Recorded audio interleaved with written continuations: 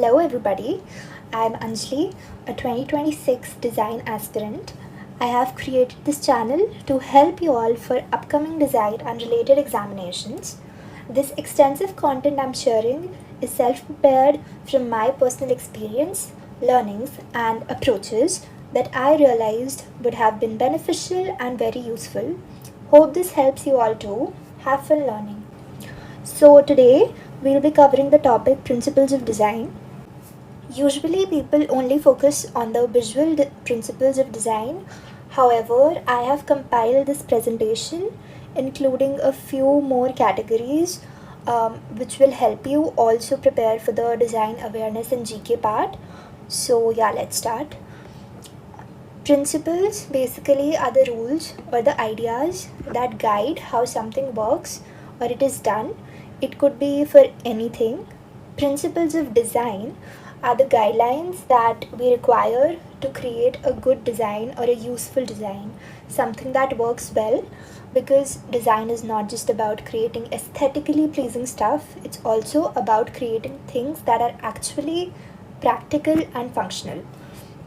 So, the categories I have divided are visual, cognitive, psychological, usability, functionality and practicality, system and context, ethics, and emotion. So, yeah, let's begin with the visual principles.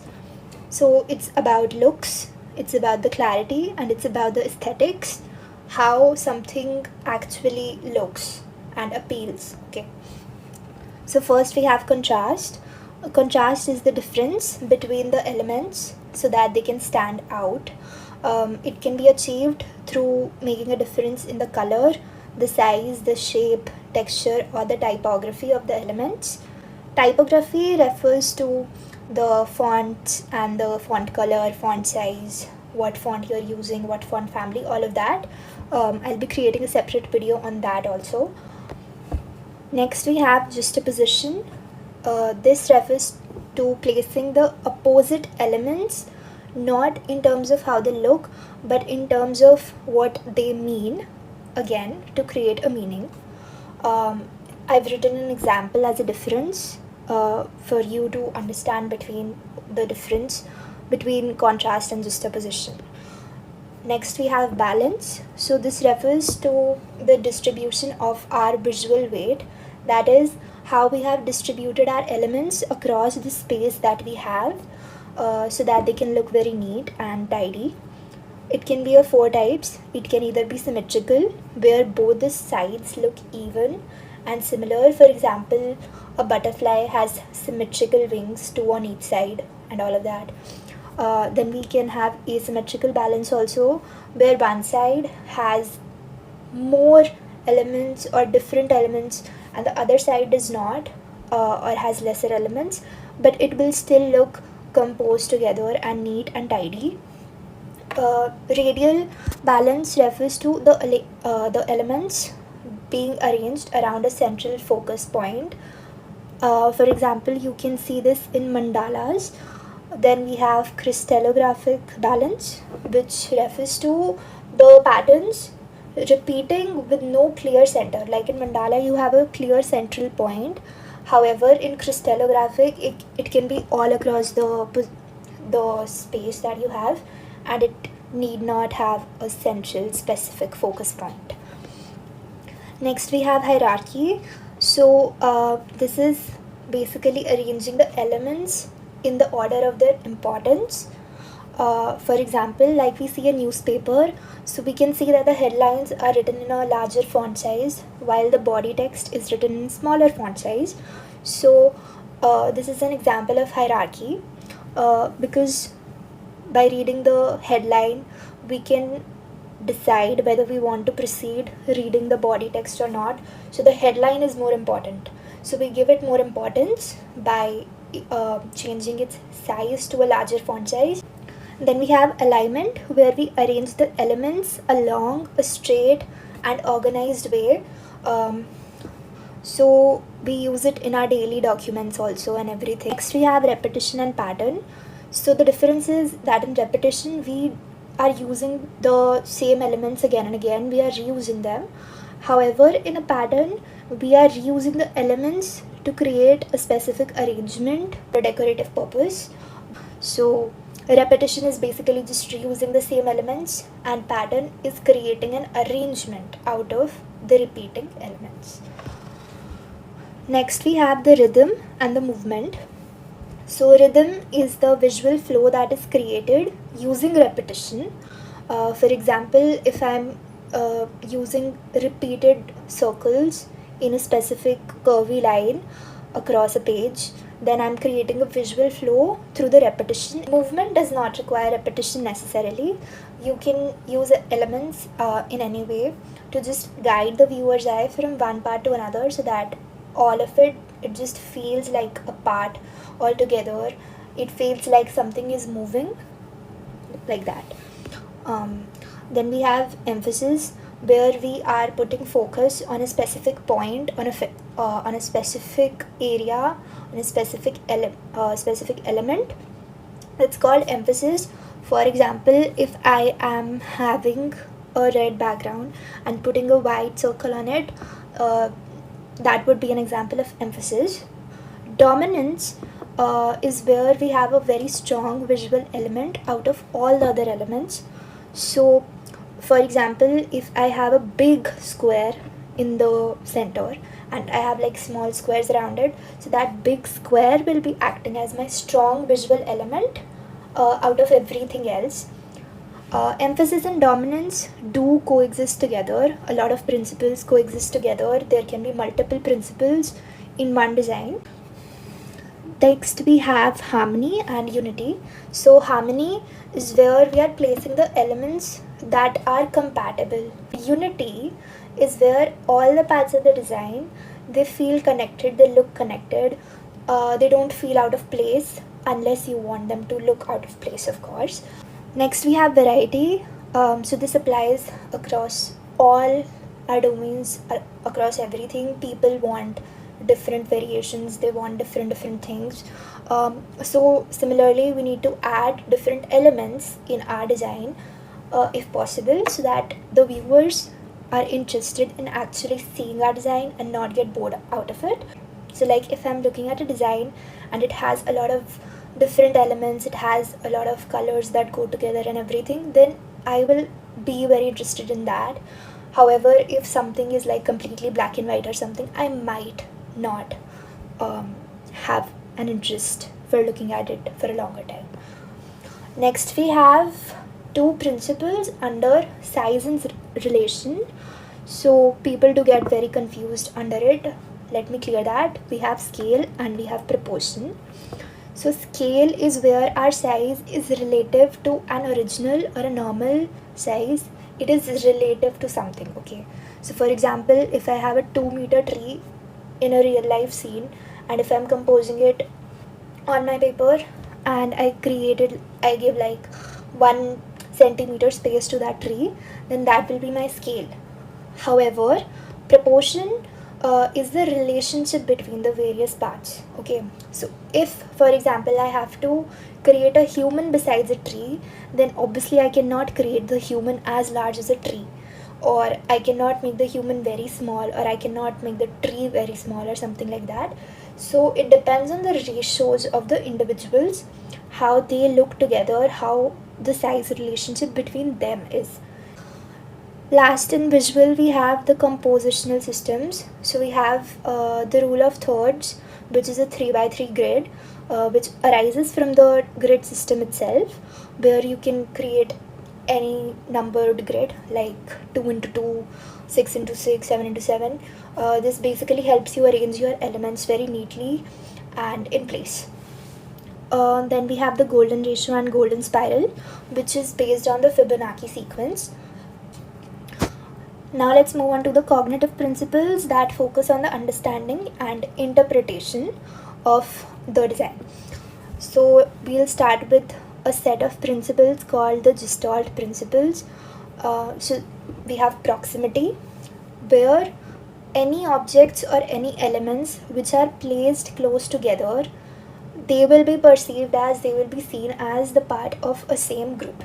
For example, If I've kept a group of circles, if I've kept like 5-6 circles in my design very closely, then they will be perceived as a same design, they will be perceived as a group of circles. Next we have similarity. So this says that elements that look alike are seen as a part of the same group. So these are when the elements look alike and not placed closely. Okay, so for proximity it could even be like, instead of all circles I have some circles, some triangles, some squares, and they are placed closely, so they will be perceived as a same group. However, in similarity, even if my circles are placed not very closely but they look alike, then I will feel that they are related, they are a part of the same group. Next we have connectedness. So it says that elements which are linked together, they will be seen as part of one group. For example, if I have some boxes which are connected with some lines in a flowchart or in general, instead of being perceived as individual boxes, they will more likely be perceived as a chain of boxes. So they will be seen as a related group, as one group. Okay, that's why they are used in flowcharts. Next we have common fate. So it says that any element moving in the same direction will be seen as a part of one group. For example, if I have a set of arrows pointing in the same direction, they will look like one group. However, if I have some arrows which are pointing in various different directions, they will seem a little disorganized and they will not be perceived as one single part of the composition. Next we have common region, which is that elements inside the same boundary will be perceived as a one single group. For example, if I have a circle and if I have some elements inside it, say humans and leaves and animals and everything, so I will perceive them related only because they are inside one single boundary of that circle. So they can be perceived as something like an ecosystem or something like that. My mind, it will just try to connect everything that is inside that particular boundary. Next we have figure ground. This says that our mind, it separates the main object, the figure, from the background. So this is also why we have to keep the background a different color, a different type from whatever our main figure is, so that it does not get merged inside the background. We have closure, which is that the mind will fill the missing parts by itself to complete a shape or to complete an image. Okay, this is also used in a lot of logos of a lot of companies. If I have a circle and it's like half broken or something like a yin yang circle, my mind will ultimately completely fill that shape in my head. Okay, next we have simplicity, where the mind will be preferring simple and clear designs that are easy to understand. This is because neatness is very important. It is very important to place elements very nicely so that everything is visible, it's simple, it's not too complicated to understand. Low effort will be appreciated in any design. Then we have continuation, which says that the mind naturally follows and prefers smooth lines or paths in a design. This also happens like when we actually sketch. We're asked to keep the lines very neat and tidy. We should not have like very broken or unsteady lines. This is so that we can create neatness and so that it can look better. It can be perceived better to the viewers, to the user's mind. Okay. The last Gestalt principle is symmetry. We discussed about this in balance also. So now let's go to cognitive load. Cognitive load is the amount of mental effort your brain uses to understand something. So as I said, low effort will always be appreciated. So if you reduce the cognitive load, of course your design will become better. There are 3 types of loads. Intrinsic load is the difficulty of the task itself, how difficult it is to perceive the design itself. Okay. Extrinsic load is the unnecessary complexity added. So if you add more unnecessary complexity, your design will keep getting worse and worse because people will have to put more brain into it. They will have to put more effort into understanding it. Okay. Germane load is the effort required for learning. So like, even if I have a complex design, how easy or difficult it is for me to learn that complex design. Okay. Next we have chunking. So we just group information into smaller and meaningful units, which makes it easy to remember. We even do this while we're learning something or we're studying. Next we have recognition over recall. This is very important for brands also. It basically says that it is easier to recognize information than remembering it from memory. Okay. One example is that we see drop down menus in shopping sites or something. So what does that do? It reduces our effort to actually think what we want to see and type it in the search bar always from whatever our memory is, right? We just have a set of options, we can choose from it, we can see, okay, this is relevant, and we will click on it. So recognition will be easier over recall. Then we have mental models, which is the user's internal understanding of how something works. If I have to move, I'll ultimately swipe something. So that is our actual internal understanding. It's our basic understanding of how things work and how things are.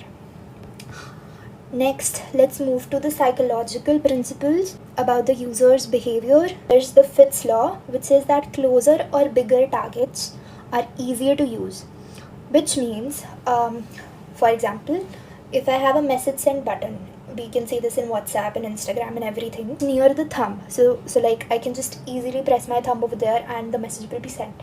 Same is there for buy now and login buttons. They are very large, they're very prominent. Hicks law means the more choices you have, the slower your decision is. For example, if I have like a very long drop down menu with a lot of choices, and I just have to keep choosing and choosing, then it will be very difficult for me to decide that what do I exactly want. If I'll just group some things, limit the choices, categorize them into a little bigger things, it will be easier for me to choose and my decision will be faster. We have the Doherty threshold, which says that the fast systems improve engagement. For example, if there's a site which is taking very long to load, or if something is taking very time, or if it's boring or something like that, I will get bored and I will leave it. I might not have an interest in it and I will just leave it. Okay. Then we have the law of pregnance. This says that people prefer simple forms. Just keep things simple, don't complicate it, don't add very unnecessary stuff in it, just keep things simple and your design will become better immediately. Next we have the aesthetic usability effect. So I think this happens to all of us, that we need something that looks good, we need cute things, we need aesthetically pleasing things to attract us. If something is like very basic looking and if something is very pretty, then obviously we will go for the pretty thing, also because we will feel easier, we'll feel it's easy to use. Okay, now let's go on to the usability principles. Okay, so there's learnability, how easy it is to start using the design. There's efficiency, how fast it is to use after learning it. So if I have a design, how easily, how fast can I understand that, okay, I need to use it like this. That's called learnability. Efficiency is that, okay, I've learned how this design works now. Can I be fast? Is it fast? Or do I have to take a lot of time to use it even after I have learned it? For example, if I had a manual, it told me the instructions. I started learning it, that how this design works. Okay, I've understood it now. That's learnability. Efficiency is, I have learned it. Now can I actually work with it? Can I actually use it nicely? Is it very hard for me to use it? Is it taking a lot of time for me to use it? That is called efficiency, that it should be fast enough to use after learning. Then there's feedback, where the system, it shows a response to an action. So for example, when we click on buy now, if we click on message send or something like that, our system, it vibrates. This shows that yes, the action has been done. If we are closing the lid of a bottle, there this click sound kind of comes, that is feedback. So this just shows that yes, your action has been done. Then there's error prevention, which avoids mistakes, and error recovery, that how easy it is to fix your mistakes if any has occurred. Next we have consistency. So this is very important. Similar elements and patterns should be kept uniform throughout your design to make it easy to understand and to use. For example, if I just use very different colors, very different fonts across my PPT, then it will be very hard and very complicated and very annoying for the user to look at that presentation, because it just has too much going on. Okay, if I am using the same fonts across the pages, if I'm using a similar color palette across the pages, then it will become very neat, it will become very tidy, and it will become very easy to understand. Okay, then there's visibility. Visibility refers to the important elements, to the instructions, to everything being very clear, being very obvious, being very noticeable. Important things should not be hidden. Next we have mapping. So this is the relation between the control and the result. For example, again, if I have a trash can, it should be delete, because the trash can symbolizes you're like discarding something, so you're basically deleting something. So trash can, delete. That's called mapping. Next we have affordances, which suggests how an object or an element can be used. For example, if I have a box and on the lid the arrow points towards upwards, so I will know that okay, I need to open the lid towards the upper side. That ways the arrow is telling me that okay, do this action. So that's called an affordance.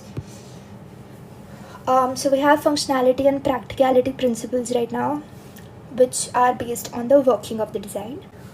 First is functionality. The design should perform its purpose. Whatever you're designing, it should have a clear purpose. So like if I have a camera that is just changing lights or all of that, but it's not being able to take the clear pictures and everything, then it's not performing its purpose. I have lights for the light function, but the camera has to serve its purpose of taking videos and photos. So that's functionality. Reliability is when design works properly every time in a very consistent and trustworthy way. It should not be very distorted, like one time it's working, next time it's not working, or if I just use it once it breaks. Okay, so it should be very consistent, it should be very trustworthy. Next we have durability. It should last long, and affordability, it should be cost effective. Also these two are interrelated. For example, if I have clothes that are not very durable, then they're also very affordable, they're very cheap. However, if something works for a longer time, so the price is also according to that. So it should be durable, it should be affordable. And then sustainability is very important these days. Anything you're designing should not harm the environment in any way, and also you should try to inculcate things that make your design more sustainable, that make your design more environmentally responsible. See materials that can be recycled, try to minimize the use of plastic, all of that. Then there's accessibility and inclusivity. Your design should be accessible and inclusive. It can be used by all users. Of course, your design can be catered to a specific user audience, to a specific group. However, most designs should have at least basic inclusiveness. For example, we have the braille systems in lifts and public spaces, we have ramps and all of that. Then we have viability, which means that your designs should be sustainable financially. It should survive the real world. For example, if I'm creating a packaging, I cannot use some material that is very expensive because I need to mass scale it. So using a very expensive material is going to create a lot of difficulties for me to actually manufacture it, to sell it. Even if it's functioning a lot better, it should still survive the market, it should survive the real world. So now this is a very important term, human-centered design. Something that is for the humans something that fits humans. So we have ergonomic design, which means that it should fit the human body. Physical means, is the design comfortable? Is it for our posture? Is it suited for the body fit? So like the chairs are made according to that. For example, if I have to create a table height, I will create it on basis of who my user is. If I have a kid, then I'll create the height shorter. If I have normal adults, I will create it a little higher but not very high. So that's ergonomy. Then cognitive ergonomy is reducing the mental strain, and organizational is to improve the workflow. Next we have biophilic design. Biophilic designs include natural light, ventilation, greenery, natural materials, organic forms, all of this. And these days in architecture especially, it's being very, very famous. You can search some of the designs in it. Next we are going to talk about the system and context principles. So there's scalability. Your design should work at different sizes and it should also meet the demand of the users. If I'm creating a product, then and if it has a lot of demand, so manufacturing it should be easy, it should be cheap so that I can actually meet the user demand. There should be enough resources to be able to manufacture that design. Adaptability is when your design can adjust to changes. Like for example, if I'm creating a logo, it should be able to fit on a smaller thing, it should be able to fit on a larger thing. Okay. Then there's context awareness. You need to create designs that are acceptable, that are culturally sensitive, they have a positive social impact. You cannot just create something very aggressive or something not nice. Then there's interoperability, where it's the ability of different systems or devices or designs to work together and share the information very smoothly. For example, if I've made a design in Adobe Photoshop, I can also open and edit in Adobe Illustrator or even in some other software without losing the important details of my project. Okay. Next, we are going to talk about the ethical principles. So, privacy, protecting the user data, transparency, having clear motives, clear intentions. Users should know about them. There should not be any dark patterns, there should not be any manipulation. Everything should be openly visible. Last, we have the emotional principles, which are about the experience and feel. So, your design should give joy, it should be reliable, it should be trustable, it should have some emotional connection with people, it should convey some meaning, it should convey some story. For brands, it should have a brand personality, it should have a distinct identity. For example, Fab India is known for its traditional ethnic Indian wear and all of that. So it has a specific identity, it has a specific personality. So yeah, that is it for the principles of design. Hope it was something useful for all of you, and share with somebody who you feel should see this. And yeah, I'll be coming up more videos soon.